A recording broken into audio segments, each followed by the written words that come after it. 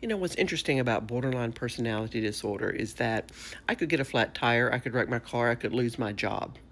Okay. And my ability to apply radical acceptance to those situations is unbelievable. I mean, I'm like a pro, okay? And by what I mean by radical acceptance is that acceptance of events and things that happen as fact, placing no moral judgment on them, and making a plan to move forward to either fix the problem or move past it in some way, and not ruminating in it and not living in the misery of that situation. I'm very good at doing that with very stressful situations a lot of times, or a death, a job loss, divorce. I'm pretty good at accepting those as reality and moving on and making a plan. Where I struggle is with interpersonal relationships. If your facial expression changes, if you're not texting me in the consistent manner in which you have been, if we're not dealing with each other in the consistent manner in which we have been, or if your inflection is off, if your tone is a little off, I will spiral in a matter of seconds. Okay, I will spiral in a matter of seconds. So today I had to apply radical acceptance to an interpersonal exchange, and it was very difficult. I felt disrespected, and I brought it to this person's attention. And this has happened in the past where I have brought it to that person's attention because he consistently disrespects me.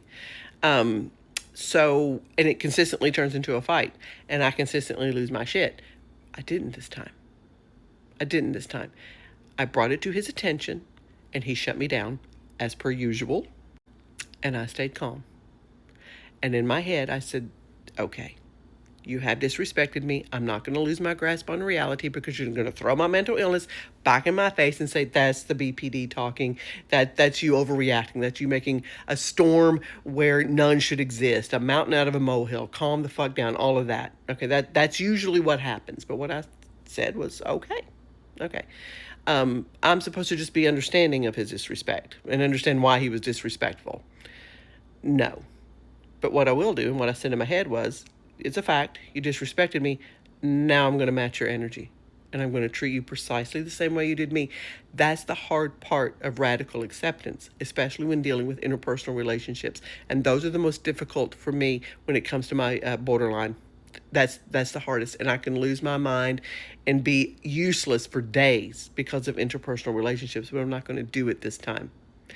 That person can treat me however they want, but I'm not going to give them the response that they're accustomed to, which I think they kind of like it when I'm a lot crazy, because then they look more sane. I'm not going to do that. I'm going to match their energy, and I'm going to move on, and hopefully my goal is to slowly just let the friendship die. Essentially, I'm just going to let it die a slow death.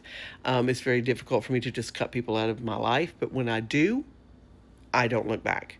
And I think that's what's happening now. I think I have accepted the fact that he's not going to see my point of view, but he will see my crazy, and that's what he sees.